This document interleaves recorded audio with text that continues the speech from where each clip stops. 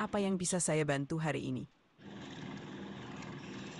Halo guys, selamat datang di channel Lunar di Solarius, channel yang membahas mengenai pembelajaran Alkitab.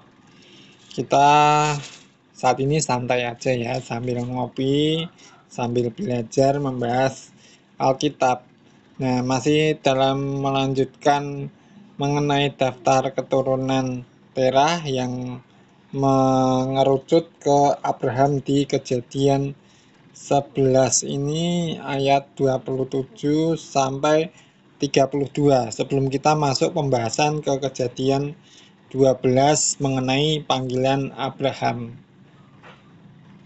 Wah, menarik sekali. Pembahasan tentang keturunan Terah dan panggilan Abraham memang penting. Dalam Kejadian 11:27-37, kita bisa melihat bagaimana latar belakang keluarga Abraham dan bagaimana itu mempersiapkan panggilannya. Ada banyak hal yang bisa kita pelajari dari kisah ini. Apakah ada aspek tertentu yang ingin kamu fokuskan dalam pembahasan ini? Namun sebelumnya kita disclaimer dulu ya guys, video ini dibuat untuk menambah wawasan kita, bukan untuk mendiskreditkan atau menyudutkan pandangan-pandangan tertentu ya guys. Tapi mari kita membuka pikiran kita, wawasan kita untuk pengetahuan-pengetahuan ya guys, supaya kita bisa lebih toleran lagi, lebih terbuka lagi, dan bisa mengasihi sesama kita ya guys. Itu disclaimer yang sangat baik. Penting untuk selalu membuka pikiran dan menghormati berbagai pandangan. Semoga diskusi ini bisa memperkaya wawasan kita semua dan membawa manfaat positif. Mari kita lanjutkan dengan pembahasan tentang Abraham. Oke, kalau kita melihat silsilah keturunan di sini, di mana Terah ya, inilah keturunan Terah. Terah memperanakan Abram, Nahor, dan Haran. Dan Haran memperanakan Lot. Ketika Terah ayahnya masih hidup, matilah Haran di negeri kelahirannya di Ur Kasdim. Abram dan Nahor keduanya kawin. Nama istri Abram ialah Sarai, dan nama istri Nahor ialah Milka. Anak Haran, ayah Milka dan Giska. Sarai itu mandul, tidak mempunyai anak. Lalu Terah membawa Abram anaknya serta cucunya Lot, yaitu anak Haran, dan Sarai menantunya, istri Abraham, anaknya. Ia berangkat bersama-sama mereka dari Ur Kasdim untuk pergi ke tanah Kanaan. Lalu sampailah mereka ke Haran dan menetap di sana.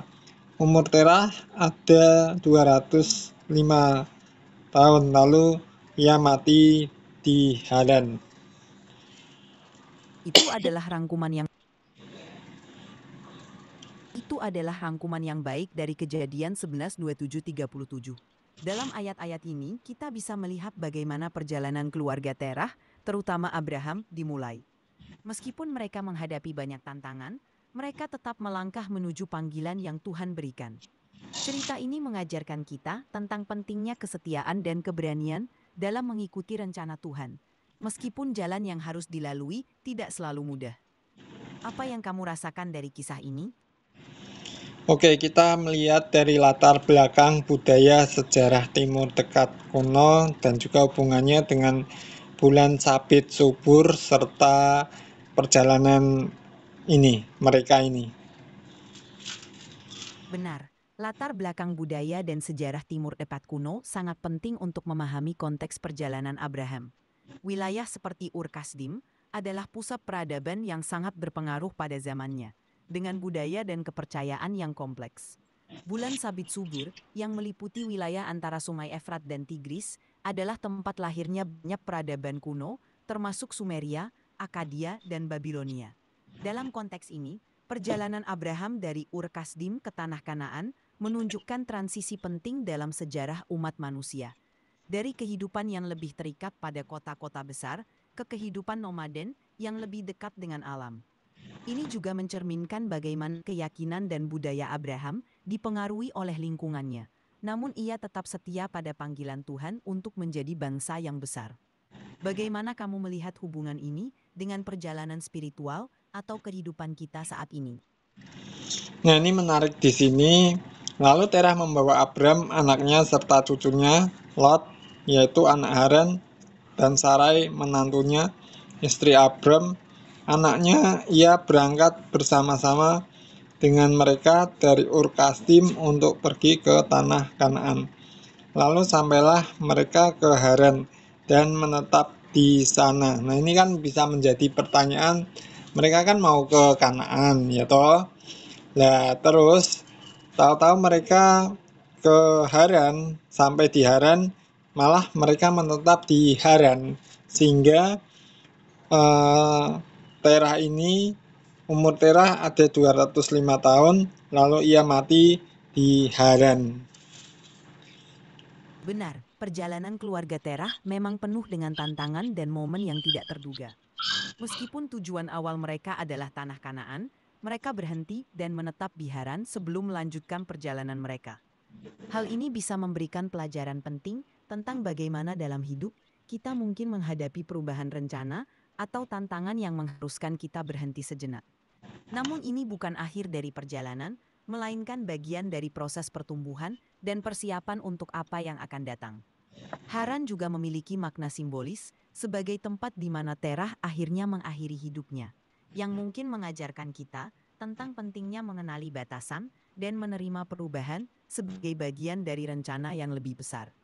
Apa yang kamu pikirkan tentang makna perjalanan ini dalam konteks kehidupan kita? Nah, ini kan juga kita penting untuk melihat latar belakang sejarah budaya Timur Dekat kuno yang mempengaruhi kehidupan Abram ini, atau keluarga besar Abram atau keluarganya Terah ini, sehingga membuat yang seharusnya perjalanan mereka ke Kanaan, tetapi ketika sampai di Haran justru malah mereka ini sempat menetap di sana sebelum Abram dipanggil keluar. Nah, kita juga mau mempelajari bagaimana sejarah budaya-budaya kuno yang berkembang di Timur Dekat kuno ini, termasuk budaya-budaya seperti mitologinya, kemudian aspek-aspek spiritualnya yang mempengaruhi kehidupan keluarga besar Abram ini, sehingga Abram ini dipanggil keluar untuk menuju tanah yang dijanjikan itu. Karena kalau kita melihat bagaimana kehidupan Timur Dekat kuno, budaya pada saat itu kan penuh dengan penyembahan dewa-dewa atau mitologi-mitologi yang tidak berkenan di hadapan Tuhan ini. Benar sekali. Latar belakang budaya dan mitologi Timur Dekat kuno memang sangat memengaruhi kehidupan orang-orang pada masa itu, termasuk keluarga Abraham. Di wilayah seperti Ur Kasdim dan Haran, ada banyak kepercayaan dan praktik keagamaan yang berbeda dengan yang diajarkan oleh Tuhan kepada Abraham. Panggilan Abraham untuk meninggalkan tanah kelahirannya dan keluarga besarnya merupakan langkah besar dalam menunjukkan iman dan ketaatannya kepada Tuhan. Ini juga menunjukkan bahwa perjalanan spiritual seringkali melibatkan meninggalkan zona nyaman dan menghadapi tantangan yang belum pernah kita bayangkan. Aspek-aspek seperti penyembahan dewa-dewa dan mitologi di sekitar mereka bisa menjadi godaan atau tantangan tambahan dalam perjalanan iman mereka. Namun panggilan Abraham untuk mengikuti Tuhan menunjukkan pentingnya kesetiaan dan kepercayaan pada satu-satunya Tuhan yang benar. Penting untuk memahami konteks ini, karena itu bisa memberikan wawasan lebih dalam tentang bagaimana kita dapat tetap teguh dalam iman kita, meskipun ada banyak pengaruh dan godaan di sekitar kita. Apa pendapatmu tentang hal ini? Nah, ini menjadi satu pertanyaan yang menarik ya, mengapa Abram dipilih di antara sekian banyak orang, di antara orang-orang yang hidup di budaya Timur Dekat kuno dan juga dalam mitologi-mitologi atau penyembahan-penyembahan dewa-dewi atau politeisme di Timur Dekat kuno itu. Alasannya itu apa gitu ya? Pertanyaan ini memang sangat menarik dan sering dipertanyakan dalam studi teologi. Mengapa Abraham, di antara banyak orang yang hidup dalam budaya dan kepercayaan yang berbeda, dipilih untuk menjadi bapak bangsa yang besar? Salah satu jawabannya bisa terletak pada sifat karakter Abraham yang menunjukkan iman, keberanian, dan ketaatan kepada Tuhan. Dalam Kejadian 12, Kita melihat bagaimana Abraham merespons panggilan Tuhan dengan segera meninggalkan segala yang ia kenal untuk mengikuti rencana Tuhan. Selain itu, dalam konteks sejarah dan budaya, Tuhan sering memilih individu-individu yang tampaknya tidak memiliki kekuatan atau keunggulan khusus menurut pandangan manusia, untuk menunjukkan bahwa rencananya adalah hasil dari kasih karunia dan kekuatannya sendiri. Abraham dipilih bukan karena ia sempurna, tetapi karena ia bersedia untuk taat dan percaya kepada Tuhan, meskipun ia harus meninggalkan segala yang ia kenal. Ini mengingatkan kita bahwa dalam perjalanan iman, Tuhan mencari hati yang terbuka dan siap untuk mengikutinya, bukan kesempurnaan. Apa pendapatmu tentang hal ini? Nah, kalau kita sedikit merenungkan mengenai kisah ini dan kita belajar pendalaman Alkitab ini ya, studi Alkitab ini, makanya kita penting dalam kehidupan kita, apalagi dalam dunia modern ini, hidup berkenan di hadapan Tuhan, bukan sekadar uh, hidup yang kelihatannya rohani, tetapi bagaimana kita bisa menghasilkan buah karakter yang menjadi berkat untuk sesama kita. Nah, sebagai kesimpulan dan penutup, Renungan yang sangat mendalam. Memang dalam kehidupan modern ini, penting untuk mengintegrasikan nilai-nilai rohani dalam tindakan sehari-hari kita. Kehidupan yang berkenan di hadapan Tuhan bukan hanya soal ritual atau penampilan luar, tetapi tentang bagaimana kita mencerminkan karakter Kristus dalam setiap aspek kehidupan kita. Seperti Abraham, kita juga dipanggil untuk mendengarkan suara Tuhan dan mengikutinya dengan iman. Bahkan ketika itu berarti meninggalkan zona nyaman atau menghadapi ketidakpastian. Semoga kita semua terus diberdayakan untuk menjadi berkat bagi orang lain melalui karakter dan tindakan kita, mencerminkan kasih dan kebaikan Tuhan dalam setiap langkah kita. Terima kasih sudah berbagi renungan ini. ya sebenarnya ini bukan renungan sih, tapi ya kita mau belajar Alkitab tentang panggilan pemilihan Abraham ini ya. Tapi ya sudahlah, nggak apa-apa.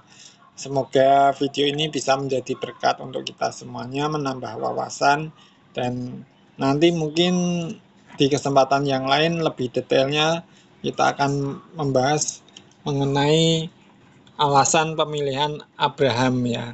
Jadi lebih detailnya, lebih istilahnya menambah wawasan kita untuk bisa memahami studi Alkitab ini ya guys. Tapi untuk sementara karena ada kendala teknis dan keterbatasan, jadinya ya pembahasan kita ini kayaknya belum komprehensif ya, tapi ya nggak apa-apa lah. Oke guys, terima kasih udah nyimak video aku dari awal sampai akhir.